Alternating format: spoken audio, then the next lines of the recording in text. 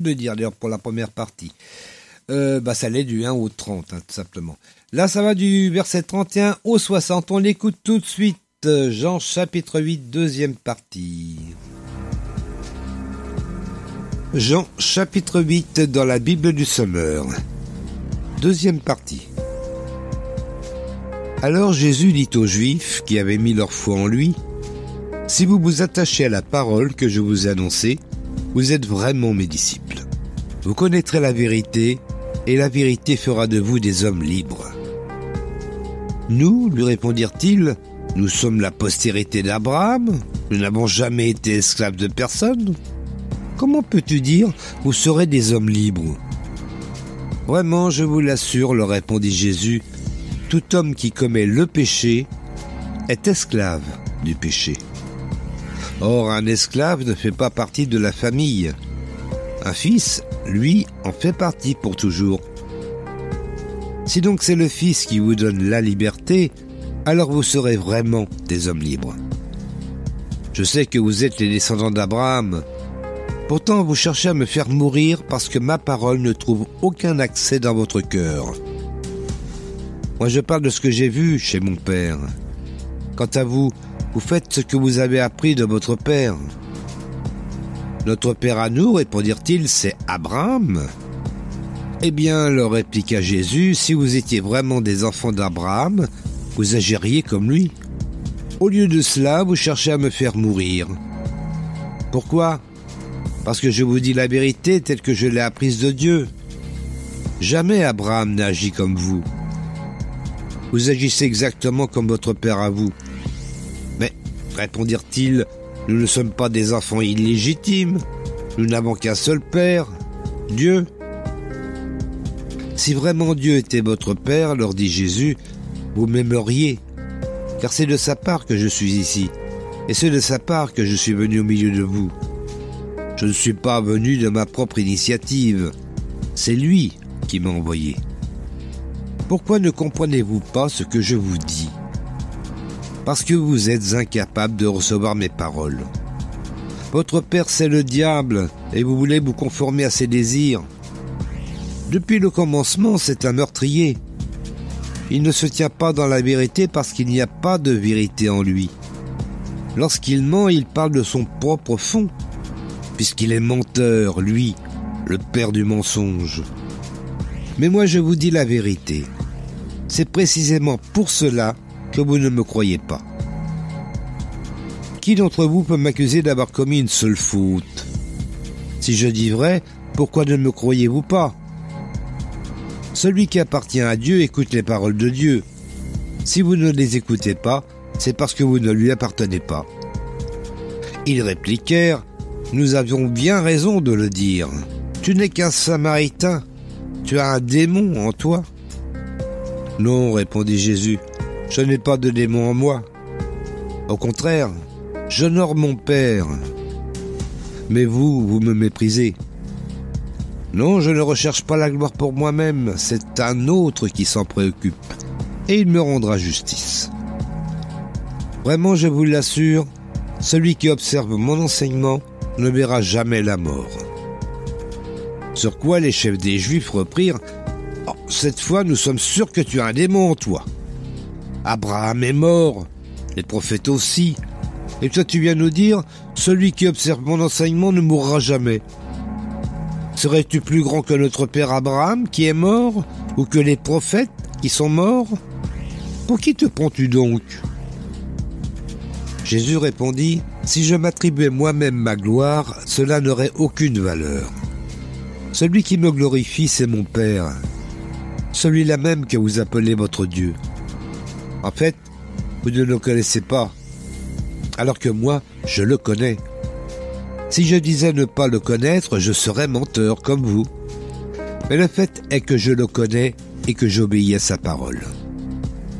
Abraham, votre père, a exulté de joie rien qu'à la pensée de voir mon jour. Et il l'a vu et en a été transporté de joie.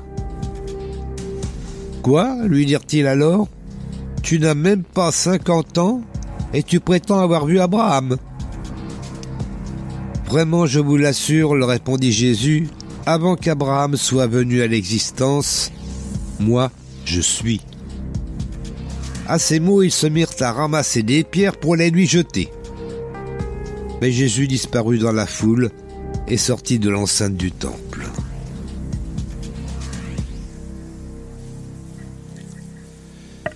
Eh oui, Jésus est sorti de l'enceinte du temple, donc ils n'ont pas pu jeter leurs pierres. Oh, bah dites donc.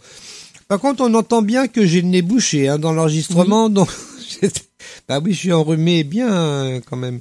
Bon, ça va pas, c'est B, si. Eh ben, on va poser la 9e question, donc la première question de cette deuxième partie, mais c'est la 9e question. Les pharisiens estiment-ils n'avoir jamais été esclaves? Les pharisiens estiment-ils n'avoir jamais été esclaves? Allez, 10 secondes. Oh bah.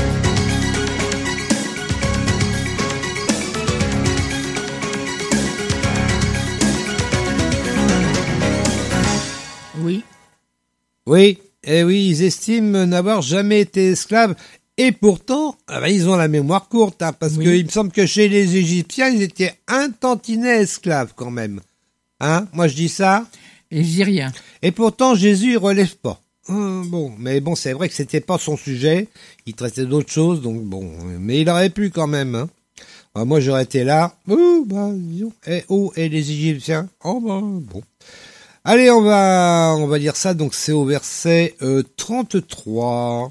33. Il y a beaucoup de questions en oui-non, donc ça va être assez rapide en fait.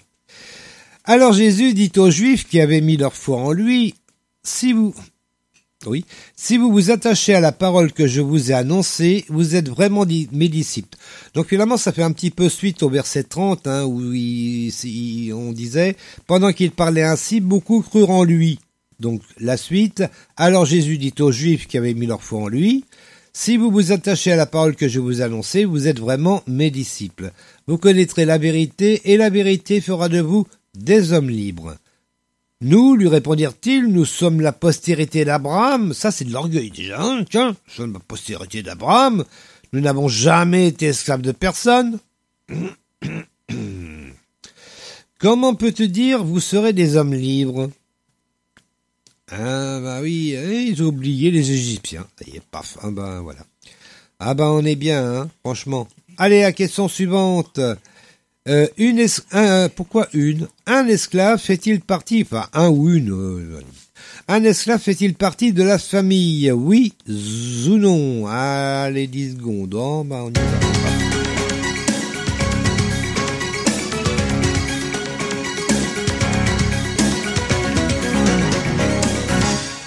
Non. Non. Non. Attends, chacun sa place quand même. Bon. Esclave fait-il partie de la famille? Non, bien sûr. C'est au verset 35, donc 34-35. Vraiment, je vous l'assure, leur répondit Jésus, tout homme qui commet le péché est esclave du péché. Oui, c'est de ça qu'il parlait lui. Donc il a laissé tomber l'histoire des Égyptiens parce que bon, ça valait pas la peine. En plus ça fait un peu hypocrite quoi. Nous on n'a jamais été esclaves. Hypocrite. Jésus d'ailleurs souvent les traite d'hypocrites d'ailleurs. C'est souvent, oui. Ouais. Et donc il continue, or un esclave ne fait pas partie de la famille, un fils, lui, en fait partie pour toujours. Voilà, il parle de lui, bien sûr. Allez, la question... Ça veut dire. Ça dit bien ce que ça veut dire. Exactement. Allez, la question suivante, encore du oui ou non? Alors, Jésus va-t-il systématiquement contredire ce que disent les pharisiens? Jésus va-t-il systématiquement contredire ce que disent les pharisiens? Oui ou non? 10 secondes.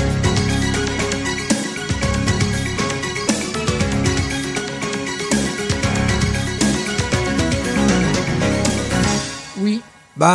Oui, tu penses, il va pas se gêner non plus.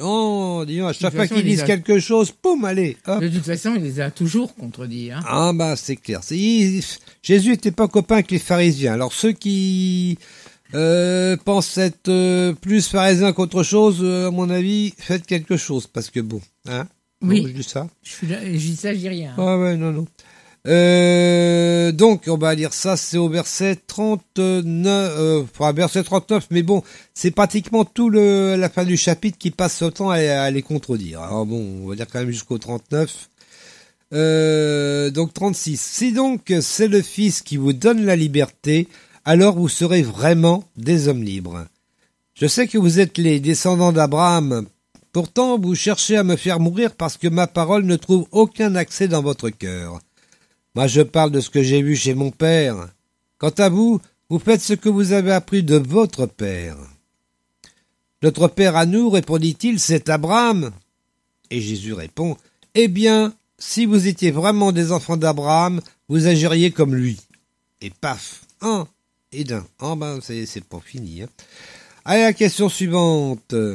Jésus est venu sur terre de sa propre initiative, oui ou non? Ah, intéressant. Jésus est venu sur terre de sa propre initiative, oui ou non? 10 secondes.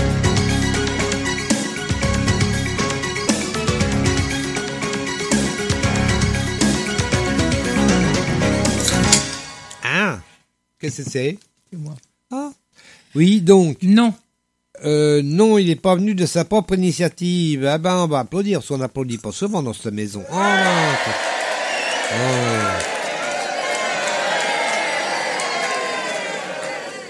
Et non, c'est le Père qui l'a envoyé. On va dire ça, c'est au verset 42, on en est au 40. Bon, c'est pas loin. Au lieu de cela, alors là, il continue, allez, ils sont pas contents, les pharisiens. Au lieu de cela, vous cherchez à me faire mourir. Pourquoi? Parce que je vous dis la vérité telle que je l'ai apprise de Dieu. Jamais Abraham n'agit comme vous. Et pan, pas content les pharisiens. Vous agissez exactement comme votre père à vous. Mais répondirent-ils, nous ne sommes pas des enfants illégitimes, nous n'avons qu'un seul père, Dieu. Si vraiment Dieu était votre père, leur dit Jésus, et pan il continue, vous m'aimeriez, car c'est de sa part que je suis ici. Et c'est de sa part que je suis venu au milieu de vous. Je ne suis pas venu de ma propre initiative, c'est lui qui m'a envoyé. Voilà. Bon. Ah ben c'est comme ça. Ah, Jésus, il est pas venu comme ça, hein, tiens, Pépère, oh, je vais couper ça. Père, tiens, je vais aller faire un tour sur la terre, mourir sur la croix. Non, c'est pas comme ça que ça s'est passé. C'est le Père qui a dit, Jésus, tu vas sur terre, tu vas mourir sur la croix. Bon, eh ben, c'est comme ça. Ah, c'est dans ce sens-là que ça va, hein. On va poser la question suivante. C'est la 13e question. Jésus traite Satan de voleur, de meurtrier ou de menteur. Alors là, il y a deux possibilités. Donc, bon, ça va être nettement plus facile. Jésus traite Satan de voleur, de meurtrier ou de menteur. Allez, 10 secondes.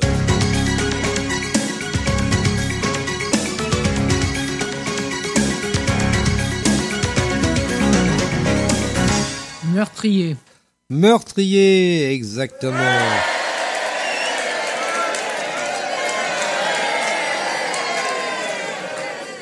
J'aurais mieux fait de poser la question de quoi Jésus ne traite pas Satan. Mais bon, ça aurait été peut-être mieux. Alors on va lire ça, c'est au verset 44, donc on en est au 43. Pourquoi ne comprenez-vous pas ce que je vous dis? Parce que vous êtes incapables de recevoir mes paroles. Et pas encore dans la tête des pharisiens. Votre père, c'est le diable, et vous voulez vous conformer à ses désirs. Depuis le commencement, c'est un meurtrier. Il ne se tient pas dans la vérité parce qu'il n'y a pas de vérité en lui. Lorsqu'il ment, il parle de son propre fond, puisqu'il est menteur. Lui, le père du mensonge. Eh ben oui, voilà. Allez, la question suivante. Je regarde, on va pas trop vite, non, on va pas trop vite, ça va. Les pharisiens traitent Jésus de Sadducéen, de Samaritain ou de Méditerranéen. Oh, j'ai fait les rimes en un, alors hein. Les pharisiens traitent Jésus de Sadducéen, de Samaritain ou de Méditerranéen. Ah, disons.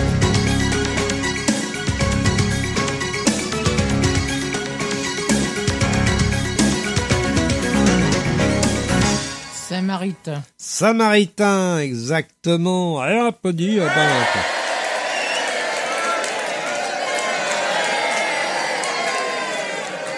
Ah bon, il était méditerranéen aussi, en même temps. Bon, mais pas sadducéen. Ah, sadducéen, on a déjà vu ce que c'était. Hein.